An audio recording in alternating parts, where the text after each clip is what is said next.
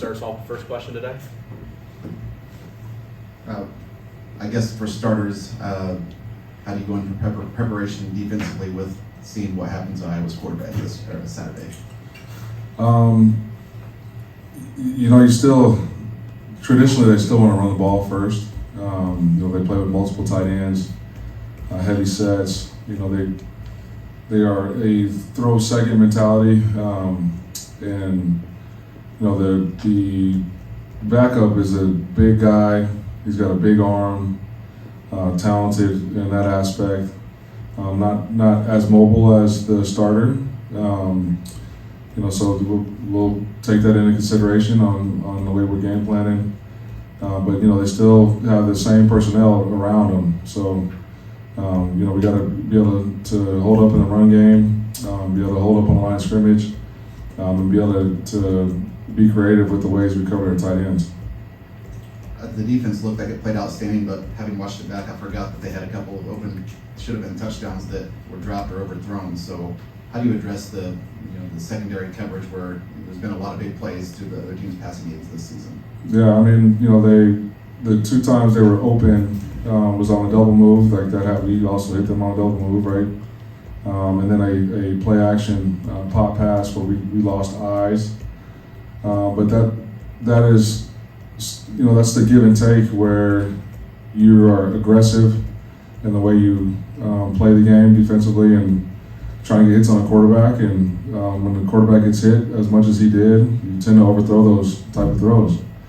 And so I wasn't as concerned. Like I said, we can teach the technique on the double move. Got to be more patient with our eyes on the tight end. But, I think there's a reason why they missed those plays, and it's because we were in the backfield a lot. What is the status of O.C. Brothers? He should be available this week. Okay. Plan on him getting his role back if that's the case, or if not, obviously Yanni had a great game on Saturday. Yeah, I was really happy with the way Yanni played and with the way he prepared. So we'll see how this week's practice goes, but, Yanni played better than that position has played up to this point.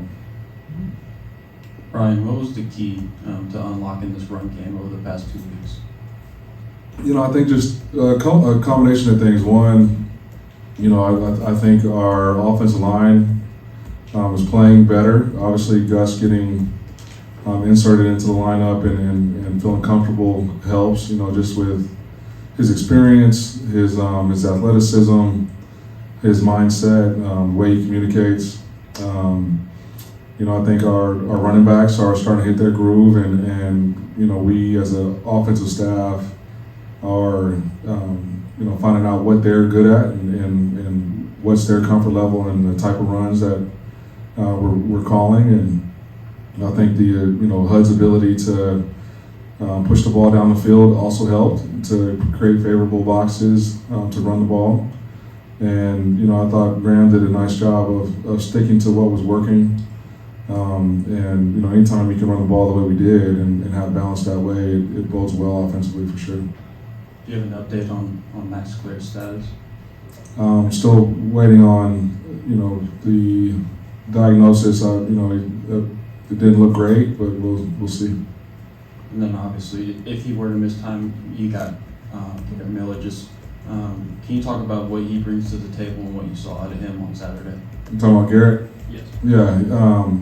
We're starting to see what everybody was talking about when I got here in December. Just his explosiveness down the field. He's a big guy that can move very very fluidly and he's strong in the run game. He's got good hands. He's got a good feel for the game. He's a good football player. And I think as he gets more and more comfortable with the system, more and more comfortable with overcoming the mental aspect, the mental hurdles of going through that type of injury, I think he'll play will only improve.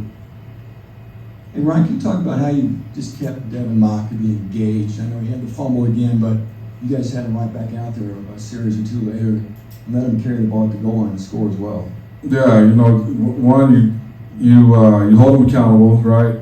Like nobody's happy with, including him, with the ball security issues that we've had. But he is hard to tackle. He's hard to bring down, and he runs with an edge.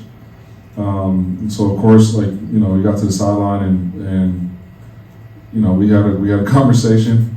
But at the end of the day, like, you want to keep him engaged because we're going to need him. Like, he's a good player.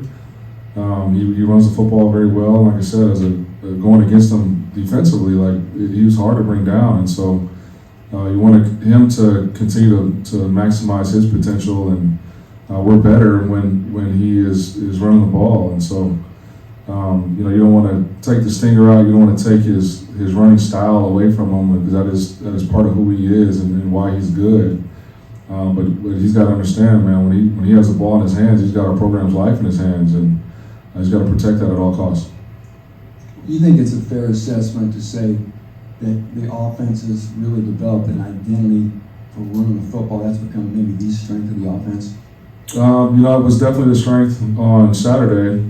You know, I do think that when we are playing with balance, it allows us to play with pace, which allows us to be aggressive, which opens up, you know, every aspect of the offense. You know, we were running the ball, so we were able to push it down the field, and you know, we're throwing quick game to open up running lanes. And so I think, you know, Graham he did a really good job of understanding what the defense was trying to do to us.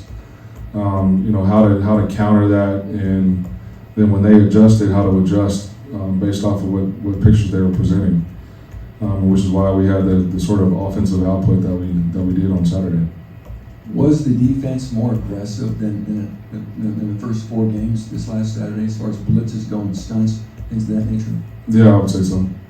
I think, could you just talk about moving, I guess, the coordinators to the box a little bit, Graham and Kevin, why you decided to do that, and looks like it's going to happen again this week, and you had to be pleased with the results, I guess, from what we saw Saturday. Yeah, you know, so to answer both questions, you know, offensively, Graham has spent a lot of time in the box. He spent more time, you know, up than he has down.